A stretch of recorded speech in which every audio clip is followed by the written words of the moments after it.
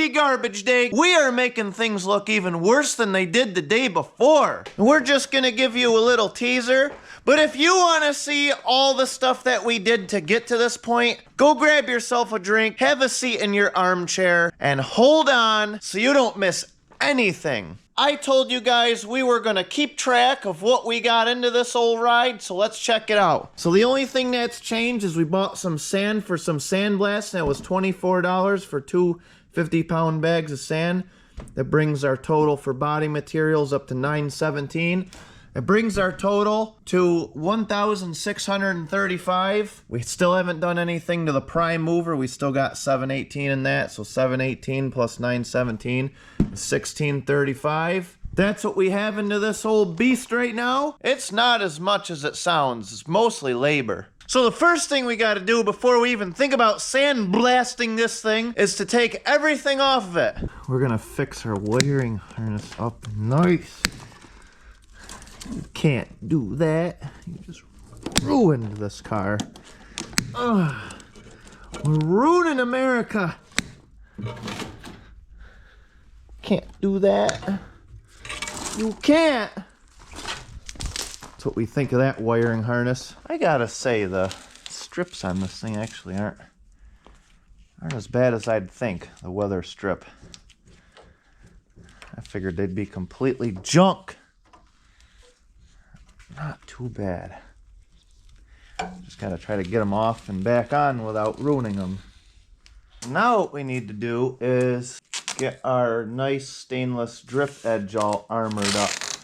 And it's just easier just to tape them off.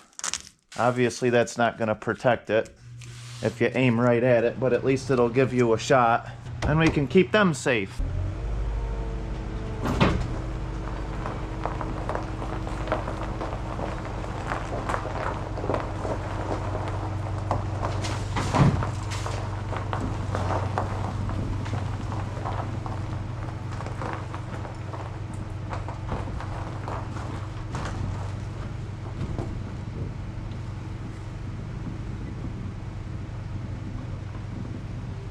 Man, it's been like 2 months since I've had a garage where I can actually do this in. This place is packed with junk. This is the first time we've seen this junk outside in a while. Check it out. You see, this is where you really notice stuff, is when you're outside at first time and you get to stand back and you see how crappy all your work is. Actually looks pretty good though. That quarter still looks just as good as it did in there. All right. We got our work cut out for us. Guys, I love this sandblasting setup, just real quick. So I got this compressor for $100 at a pawn shop, and this thing has done me, like, it's paid itself off about 5,000 times now. I'm so glad I got this. So I have this compressor. It's a 5.5 horse Honda. I don't know how many CFM. I'm not going to get into that right now. There you go. 15.5 CFM. And then I have this 30-gallon holding tank right here. I got water separators on every connection. And then I got this little 5-gallon split freight sandblaster here. And what I use in this is I get the fine crushed glass, not that coal slag stuff that plugs the tips up, but fine crushed glass. And I have really good luck with this thing. This setup right here is like for, you know, smaller stuff like I do. This is literally the perfect setup. You could just see for yourself how good it works.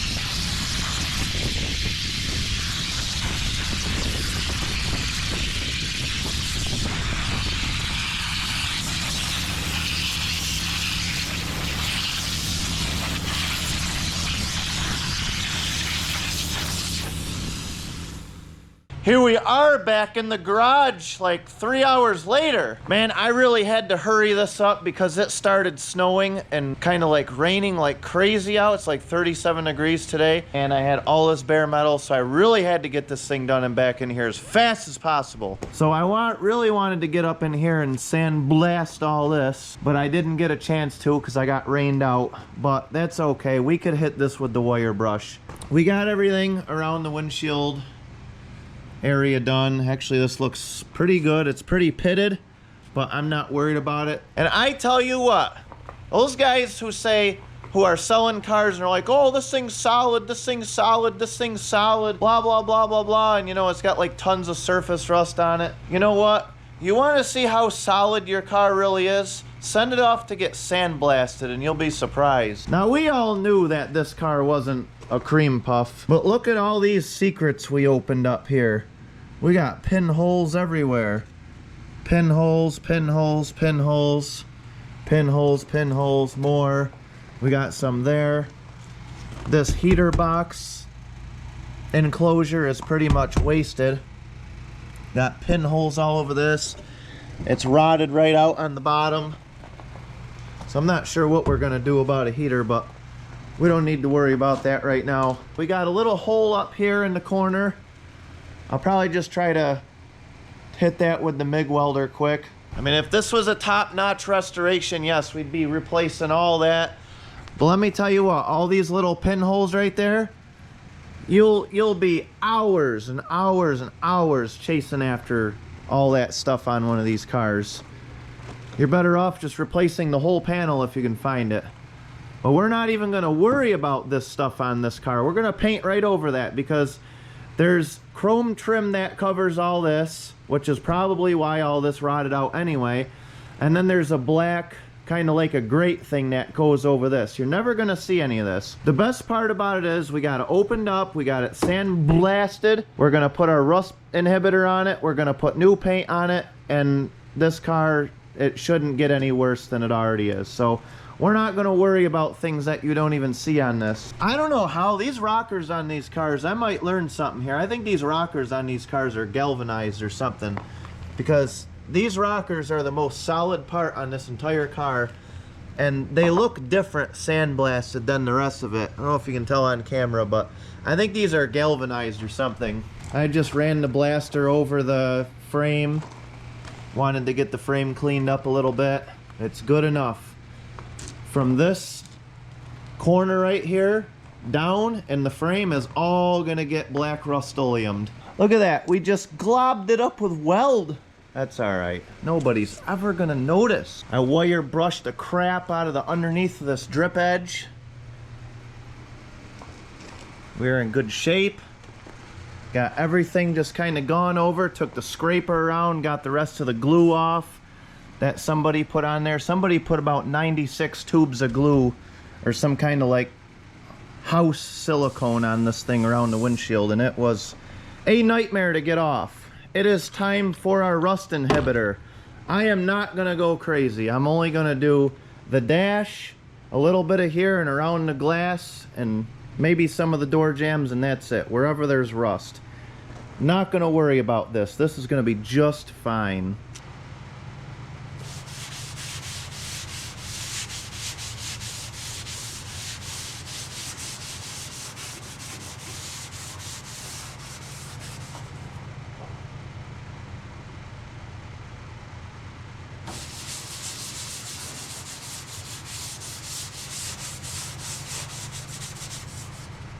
Just simply, we gotta scuff that, so we're gonna blend the primer into the primer that's already there.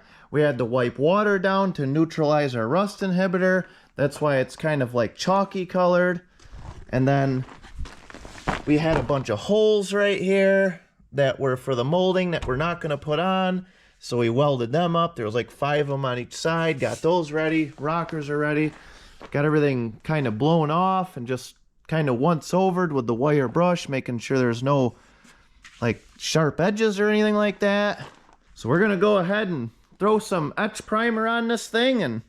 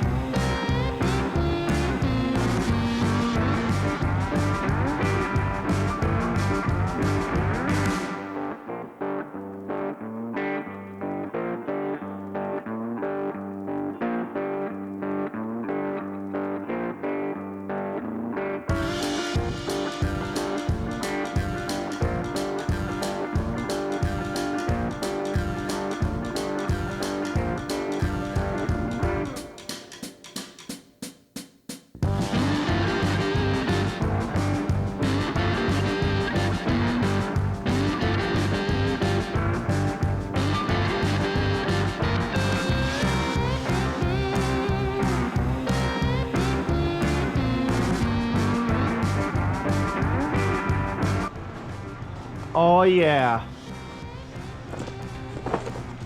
Just take it in.